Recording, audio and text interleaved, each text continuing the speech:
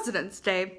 And since the American presidency has become the laughingstock of the entire world, I'm gonna make some jokes.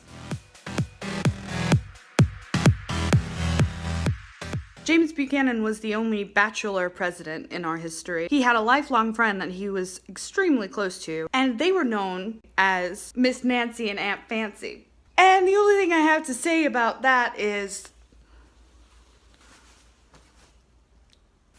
and they say we've never had a gay president. Abraham Lincoln's greatest legacy is, of course, the fact that they named Lincoln Logs after him. Thomas Jefferson and James Madison were once arrested for taking an illegal carriage ride on a Sunday. Constable! Constable! There are two gentlemen riding in their carriage! 'Tis Sunday! 'Tis profane behavior! Please, arrest these miscreants! The fact I just read said that Andrew Johnson was a tailor, but obviously that's wrong because he very clearly was an Andrew. George Washington never actually lived in Washington, D.C. at the White House because the capital was in Philadelphia at the time of his presidency. Funnily enough, though, President Philadelphia did live in Washington. The Secret Service once had to stop Warren G. Harding's wife from catching him having sex with someone in a closet. Warren G. Harding, you come out of that closet right this moment and face me like a man. All right, honey, come out of the closet. Now you know. I'm an adulterer. George Bush Jr. is now becoming a beloved figure because he's like an old dorky grandpa and he paints pictures of dogs and world leaders.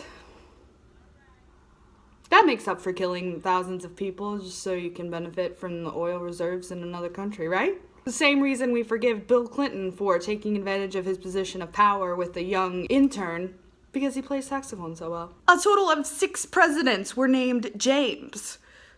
But none of them had a giant peach, so who really cares? Jimmy Carter was a peanut farmer. I don't care about foreign relations, I just want to get back to my nuts.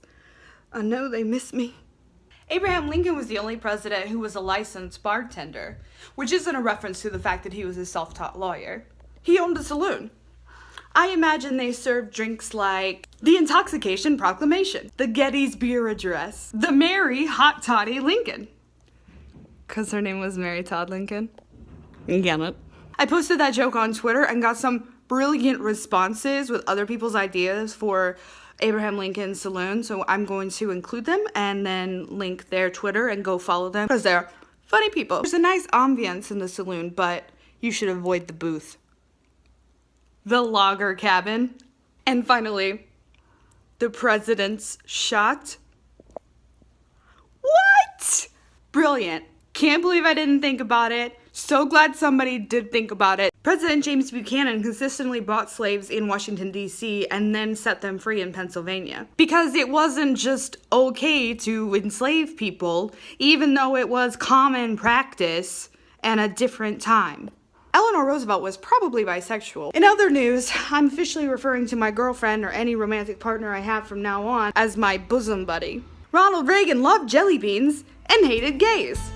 So I remember when we were driving in your car, speed so fast I felt like I was drunk. City lights day out before us, and your arm felt nice wrapped around my shoulder.